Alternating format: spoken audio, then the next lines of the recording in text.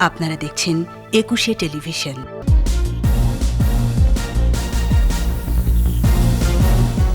সাম্প্রদায়িক সহিংসতার প্রতিবাদে দেশজুড়ে গণ অবস্থান, বিচার বিভাগীয় কমিশন সহ ১১ দফা দাবি।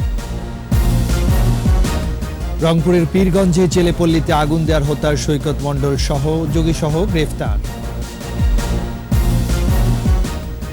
আরও একটি স্বপ্নের বাস্তবায়ন, কাল খুলছে পায়রা সেতু, উদ্বোধন করবেন প্রধানমন্ত্রী শেখ হাসিনা। মিয়ানমারের উত্তরাঞ্চলে নতুন করে সেনা মোতায়েন, ফের মানবিক বিপর্যয়ের আশঙ্কা জাতিসংঘের।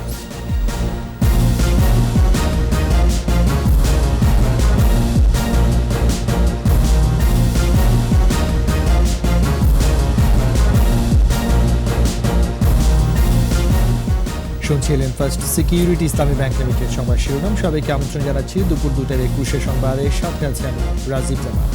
আর দর্শক ২১শে টেলিভিশনের সংবাদ একই সাথে সরাসরি দেখতে পাবেন আমাদের ফেসবুক পেজ www.facebook.com/2124 অনলাইনে।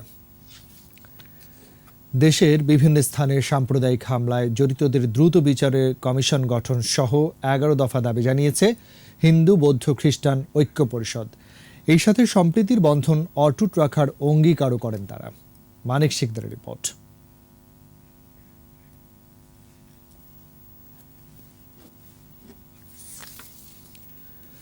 দর্শক, রিপোর্টটি প্রক্রিয়াধীন রয়েছে, আসা মাত্রই আমাদের হাতে আমরা পৌঁছালে আমরা দেখানোর চেষ্টা করব। চলে যাচ্ছি পরবর্তী সংবাদে। এদিকে সাম্প্রদায়িক সহিংসতার প্রতিবাদে দেশের বিভিন্ন স্থানে গণ অনশন, সমাবেশ ও বিক্ষোভ মিছিল করেছে সনাতন ধর্মাবলম্বীরা। বরিশালে গণ অনশন করে সনাতন ধর্মাবলম্বীদের বিভিন্ন সংগঠনের সদস্যরা পরে দুপুরে সিটি মেয়র পানি পান করিয়ে গণ অনশন ভঙ্গ করান। নোয়াখালীতেও গণ অনশন, সমাবেশ ও বিক্ষোভ মিছিল হয়েছে। এছাড়া একই কর্মসূচি পালন করা হয়েছে চট্টগ্রাম, ময়মনসিংহ, সিলেট, চুয়াডাঙ্গা, বরগুনা সহ দেশের বিভিন্ন স্থানে।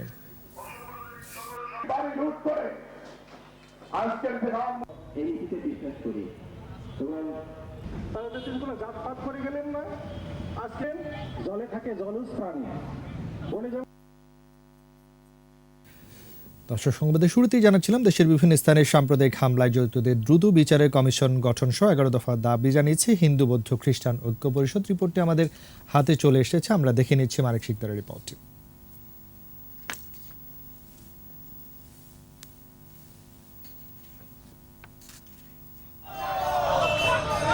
সনাতন ধর্মাবলম্বীদের বিভিন্ন মন্দিরে হামলা, ভাঙচুর, অগ্নিসংযোগ সহ সাম্প্রদায়িক তাণ্ডবের প্রতিবাদে আবারও গর্জে ওঠে শাহবাগ। সকাল থেকে গণ অনশন ও অবস্থানে অংশ নেয় সনাতন ধর্মাবলম্বী সহ বিভিন্ন সংগঠনের প্রতিনিধিরা। সমাবেশ থেকে বক্তারা বলেন, সাম্প্রদায়িক গোষ্ঠীর আস্ফালনে স্বাধীনতার চেতনা বিপন্ন হচ্ছে। আমরা চাই আমরা রাষ্ট্রের সমান অধিকার ভোগ করতে, আমরা পালিয়ে বেড়াতে চাই না। আমাদের সাংবিধানিক অধিকার শুধু সংবিধানে থাকবে না, বাস্তবে রূপান্তরিত হতে হবে। সাম্প্রদায়িক শক্তির পরিকল্পিত অপতৎপরতা রুখতে প্রশাসনের ব্যর্থতাকে দায়ী করেন নেতৃবৃন্দ। আজকে আমি মনে করি যে সারা দেশে যে ঘটনা ঘটেছে তার একজন মূল হোতা ওই থানার একজন যে ভারপ্রাপ্ত কর্মকর্তা ছিলেন, তিনি সেই ঘটনাটা এরকমভাবে লাইভ টেলিকাস্ট করলেন এবং সবাইকে উদ্বুদ্ধ করলেন, সবাইকে উস্কানি দিলেন একটা বিশেষ অবস্থান নেওয়ার জন্য। যে অপকর্মগুলো ঘটনা হচ্ছে তার পিছনে রয়েছে রাজনৈতিক শক্তি। মানুষের অসংগঠিত আবেগ এবং অপপ্রচারকে রাজনৈতিক শক্তি সংগঠিত করে, উদ্দেশ্যপূর্ণ মহল সংগঠিত করে এই ধরনের অপকর্ম ঘটায়। অসাম্প্রদায়িক বাংলাদেশ গড়তে ৭২-এর সংবিধানের বাস্তবায়নও চান বক্তারা। একের পর এক ঘটে যাচ্ছে, ঘটে চলেছে, তার কোন ঘটনার বিচার বাংলাদেশে আজ পর্যন্ত হয়নি।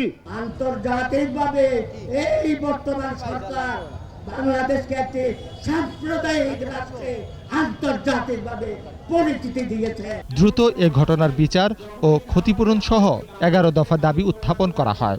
১৯৭২ সালের সংবিধান পুনঃপ্রতিষ্ঠা দ্রুত বাস্তবায়নে সরকারের কাছে জোর দাবি জানাচ্ছে।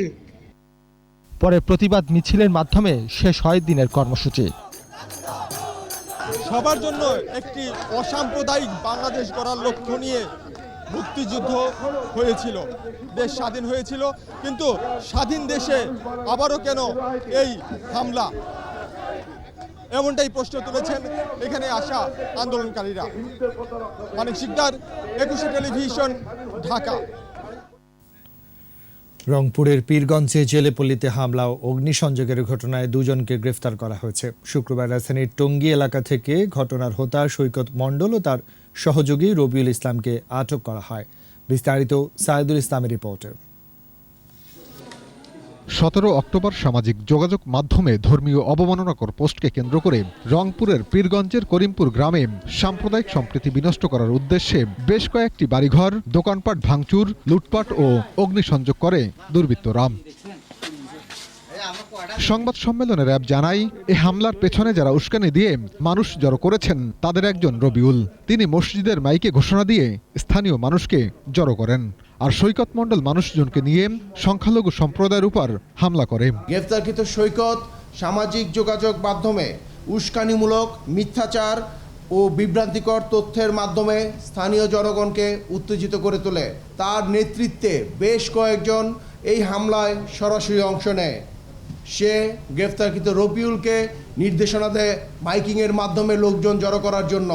এই দুইজন সরাসরি কোনো রাজনৈতিক দলের সাথে যুক্ত না থাকলেও কুমিল্লা, নোয়াখালী সহ অন্যান্য স্থানে হামলার পর ফেসবুকে বিভিন্ন উগ্র পোস্ট দিয়েছে। সে বিভিন্ন সময় বিভিন্ন দলে নিজেকে পরিচয় দেওয়ার চেষ্টা করে। অ্যাকচুয়ালি তার কোনো দলে কোনো পদ নেই। সে বিভিন্ন সময় মিথ্যা পরিচিত, যে এই মাত্র একটি খবর পাওয়া গেল একজন মুসলমানকে হিন্দুরা মেরে ফেলেছে, যাতে সাধারণ জনগণ উত্তেজিত হয়। এতে আরও বেশি ক্ষোভের বশবর্তী হয়ে তারা বিভিন্ন ঘরবাড়িতে আগুন দেয় এবং ভাঙচুর করে। এই ঘটনার সাথে অন্য যারা জড়িত তাদের গ্রেফতারে অভিযান চলছে বলেও জানানো হয় সংবাদ সম্মেলনে। এখানে সে অপপ্রচার করেছে। সাইদুল ইসলাম, 21 টেলিভিশন, ঢাকা। পূজা মণ্ডপে পবিত্র কোরআন রাখার ঘটনায় প্রধান অভিযুক্ত ইকবাল হোসেন সহ 4 জনকে 7 দিন করে রিমান্ড মঞ্জুর করেছেন আদালত। বেলা 12টার দিকে ইকবাল, 999-এ কল করা ইকরাম, দারোগাবাড়ির মাজারের অস্থায়ী খাদেম ফয়সাল ও হুমায়ুন কবিরকে আদালতে হাজির করা হয়।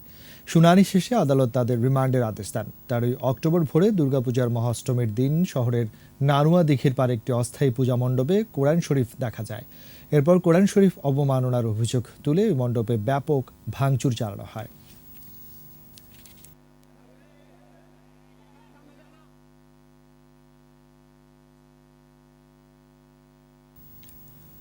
কুমিল্লার ঘটনায় গ্রেফতার ইকবালের বিষয়ে বিএনপি মহাসচিবের বক্তব্য প্রমাণ করে তার কাছে সাম্প্রদায়িক হামলার ঘটনার আরও তথ্য রয়েছে।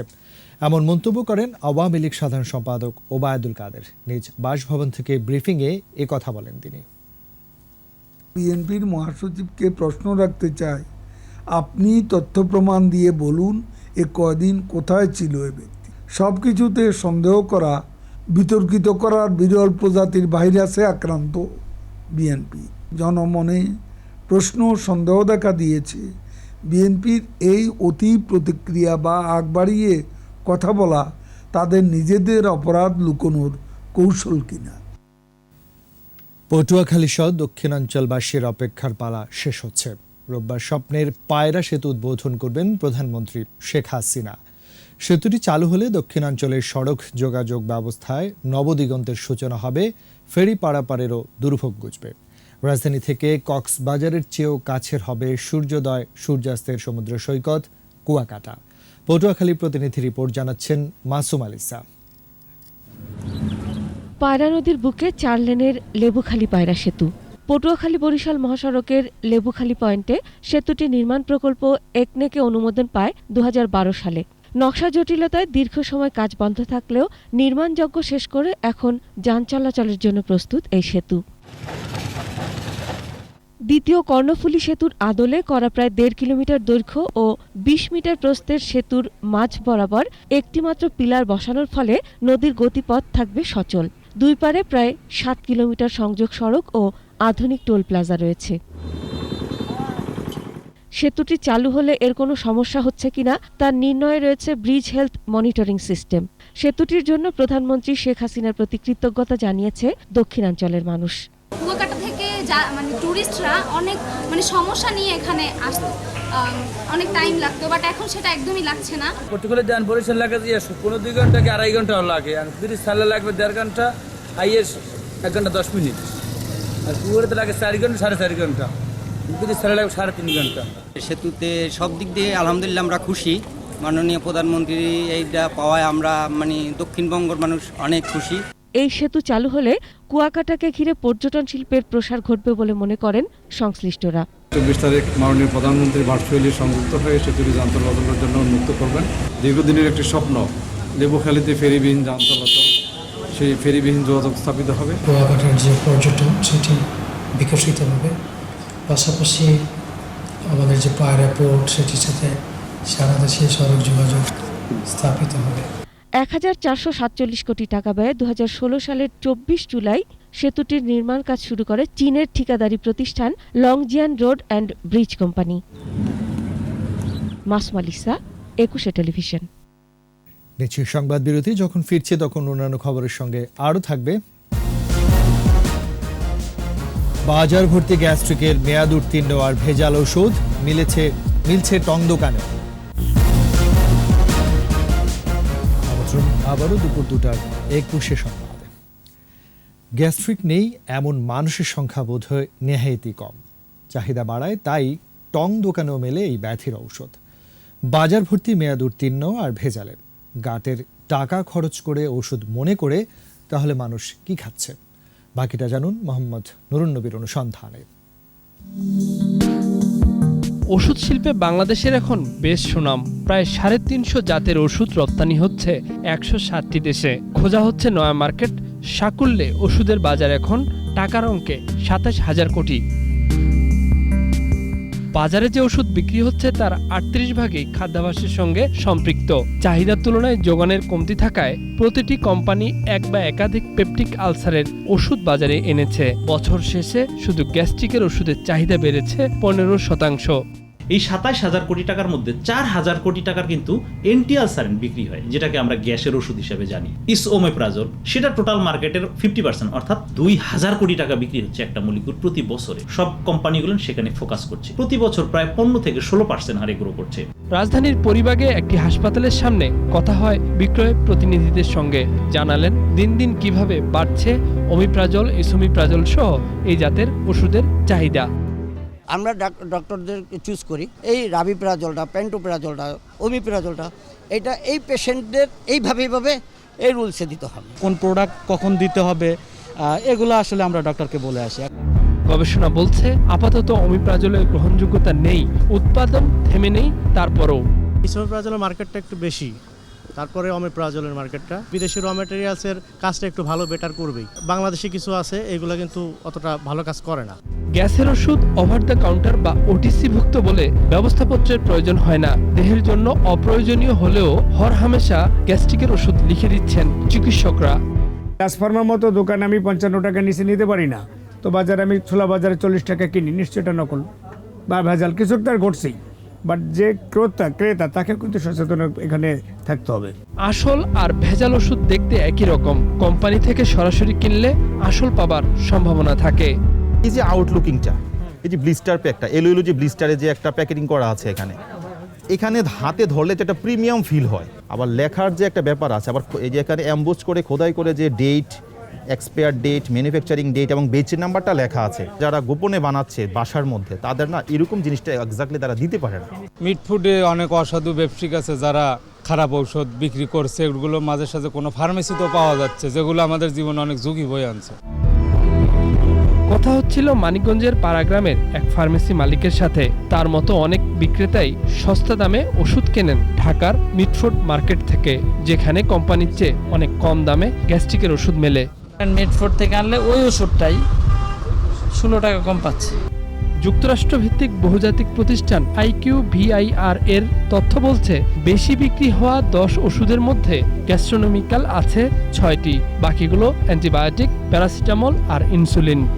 এই 17 কোটি 18 কোটি মানুষের দেশে 73% লোক খালি এইসব গ্যাস্ট্রিকের ওষুধ খায়, তাহলে বুঝতেই পারেন যে সমস্যাটা কত ব্যাপক। সবচাইতে বেশি ওষুধ বিক্রি হচ্ছে আপনার এই ওমিপ্রাজল, রেনিটিডিন, অ্যাসোমিপ্রাজল, প্যান্টোপ্রাজল এই সমস্ত ওষুধগুলো। কিছু কিছু ফার্মাসিউটিক্যাল কোম্পানি অনেকের টোটাল সেলসের 1/3 কিংবা 1/4 কামস ফ্রম এন্টিআলসারেন্ট। মোহাম্মদ নুরুন নবী, একুশে টেলিভিশন, ঢাকা। সিরাজগঞ্জের শাহজাদপুরে রবীন্দ্র বিশ্ববিদ্যালয়ের শিক্ষক ফারহানা ইয়াসমিনের বিষয়ে সিদ্ধান্ত ছাড়াই সিন্ডিকেট বৈঠক মুলতবি করায় আবার উত্তপ্ত হয়ে উঠেছে ক্যাম্পাস। সকাল থেকে শিক্ষার্থীরা অবস্থান ধর্মঘট শুরু করে। তারা জানায় স্থায়ী বহিষ্কারাদেশ না দেওয়া পর্যন্ত আন্দোলন চলবে। এর আগে শুক্রবার ঢাকা অফিসে বৈঠক হয়। টানা 3 ঘন্টা বৈঠক চলার পর কোনো সিদ্ধান্ত ছাড়াই বৈঠক শেষ হয়।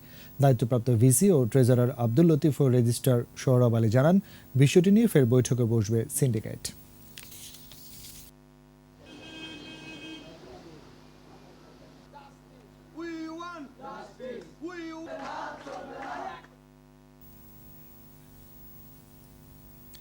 এবার আমাদের বিশেষ আয়োজন আমার বাংলা।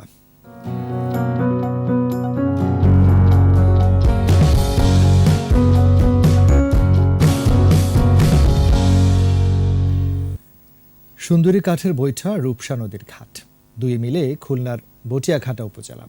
সুন্দরবন কেটে গড়ে ওঠা বসতিতে 1860 সালে ছিল নৌ পুলিশের ক্যাম্প। বটিয়াঘাটা থানা হয়েছিল 1892 সালে। খুলনা প্রতিনিধি মহেন্দ্রনাথ সেনের তথ্য, শেখ জুয়েলের তোলা ছবিতে এলাকার ইতিহাস ঐতিহ্যের বাকিটা শুনুন সমর ইসলামের কাছে। নদী ঘেরা উপজেলা বটিয়াঘাটা। উত্তরে শৈলমারী, দক্ষিণে মাঙ্গা, পশ্চিমে ভদ্রা আর পূর্ব দিকে পশুর ছাড়াও ভেতর দিয়ে বয়ে গেছে কাজীবাছা, জলমা সহ বেশ কটি নদী। উপজেলার আয়তন 235.32 বর্গ কিলোমিটার, লোকসংখ্যা 2 লাখের অধিক। জেলা সদর থেকে বটিয়াঘাটার দূরত্ব মাত্র 10 কিলোমিটার। 1983 সালের 15 এপ্রিল এটি থানা থেকে উপজেলা হয়। মোট ইউনিয়ন 7টি, গ্রামের সংখ্যা 172। ডিগ্রি কলেজ 2টি, 4টি উচ্চ মাধ্যমিক ও 1টি কারিগরি কলেজ সহ উপজেলায় শিক্ষা প্রতিষ্ঠানের সংখ্যা 150। শিক্ষার হার 54.90%। উপজেলায় সড়ক রয়েছে প্রায় 1088 কিলোমিটার। এসব রাস্তার পাকা হয়েছে 192 কিলোমিটার। কৃষি নির্ভর বটিয়াঘাটা চিংড়ি চাষে সাফল্য পেয়েছে। স্থানীয় সরকার শক্তিশালী হলে এবং সঠিক পদক্ষেপ গ্রহণ করলে উপজেলার উন্নয়ন বেগবান হয় বলে মনে করেন বাসিন্দারা। স্থানীয় সরকার যদি উন্নতি হয় তাহলে আমাদের উপজেলা চেয়ারম্যানেরও শক্তিশালী হবে। মাতৃত্ব ভাতা, প্রতিবন্ধী ভাতা, সমস্ত ভাতাগুলো সঠিকভাবে যাতে উঠে আসে। সীমিত সামর্থ্যের সবটুকু দিয়ে এলাকার সার্বিক উন্নয়ন করতে চান উপজেলা চেয়ারম্যান। মানুষের পাশে থাকাটাই আমি মনে করি সবথেকে গুরুত্বপূর্ণ। যতটুকু আছে তার মধ্যে থেকেই, যে অবস্থা আছে তার মধ্যে থেকেই মানুষের সেবা করে যাচ্ছে। স্থানীয় সরকারের সেবা মানুষের কাছে পৌঁছে দিতে বদ্ধপরিকর এই জনপ্রতিনিধি। সরকার যেটা করবে সারা দেশে পরিবর্তন আমি আশা করি। সমর ইসলাম, একুশে টেলিভিশন। আবারও নিচ্ছি সংবাদ বিরতি। যখন ফিরছি তখন অন্যান্য খবরের সঙ্গে আরো থাকবে। আজ থেকে বিশ্বকাপের মূল পর্ব। প্রথম দিন মাঠে নামছে অস্ট্রেলিয়া, দক্ষিণ আফ্রিকা ও ইংল্যান্ড, ওয়েস্ট ইন্ডিজ। আর এরই সাথে শেষ করছি দুপুর 2টার 21 সংবাদ। আবার আগে ফার্স্ট সিকিউরিটি ইসলামী ব্যাংক লিমিটেড সংবাদ শিরোনামগুলো জানাচ্ছি আরো একবার। সাম্প্রদায়িক সহিংসতার প্রতিবাদে দেশজুড়ে গণ অবস্থান, বিচার বিভাগীয় কমিশন সহ 11 দফা দাবি। রংপুরের পীরগঞ্জে জেলেপল্লীতে আগুন দেওয়ার হত্যায় সৈকত মণ্ডল সহযোগী সহ গ্রেফতার। আরও একটি স্বপ্নের বাস্তবায়ন, কাল খুলছে পায়রা সেতু, উদ্বোধন করবেন প্রধানমন্ত্রী শেখ হাসিনা। মিয়ানমারের উত্তরাঞ্চলে নতুন করে সেনা মোতায়েন, ফের মানবিক বিপর্যয়ের আশঙ্কা জাতিসংঘের।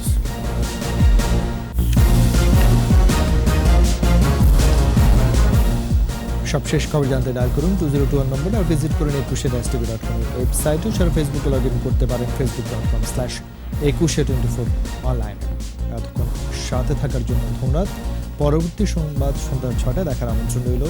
একুশের সাথেই থাকুন। ধন্যবাদ সবাইকে।